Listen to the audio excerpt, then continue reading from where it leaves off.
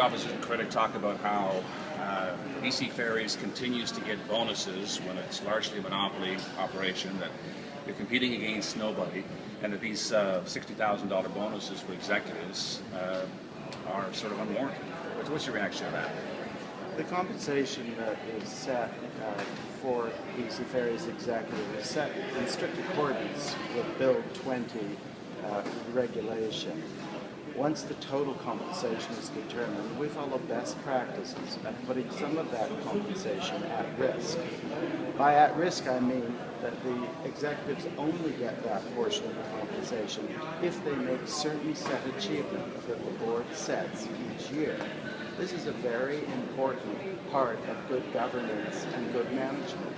Some years they get the bonuses, some years they don't, if the achievements are not made.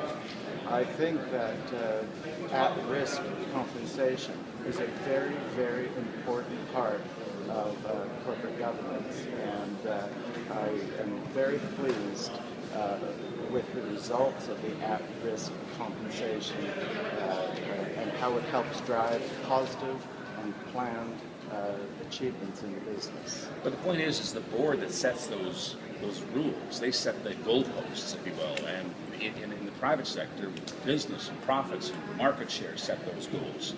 Isn't that a big difference? Well, actually, it's not a difference. Actually, in the private sector, boards also set the at-risk pay. In our case, Bill 20 sets the total amount of compensation that we are allowed to offer to executives. But then the board apportions it into salary, into pension benefits, and also in accordance with best practices to an at-risk portion. And I think it's a very important best practice, and one that British Columbia Ferries has followed for many, many years. But how do you rationalize that with the public who believe, fares are going up, services are going down? How can you possibly justify these incentives?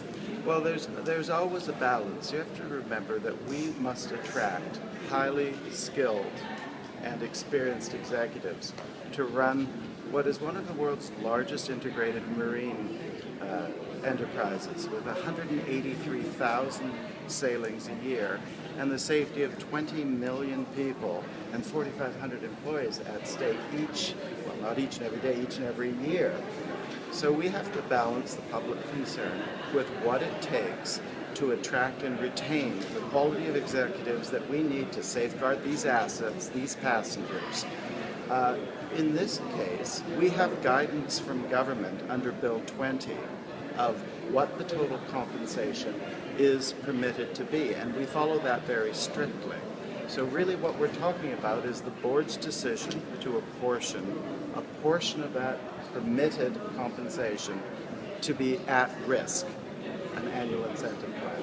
And we feel very strongly that the improvements in management and the operation of the ferry system and the public's impression of the quality of services, putting the fare affordability issue aside, there has been very, very favorable progress at BC Ferries. The employee safety alone, which is very close to everyone's heart, is a huge accomplishment, gaining recognition worldwide.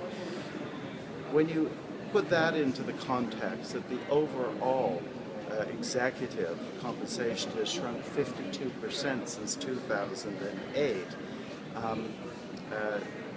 you can see that the system of incentives is working. We are attracting the right executive. That being said, the public's concern, it's always hard to see people who make bonuses or incentive pay, and it's always hard in the public.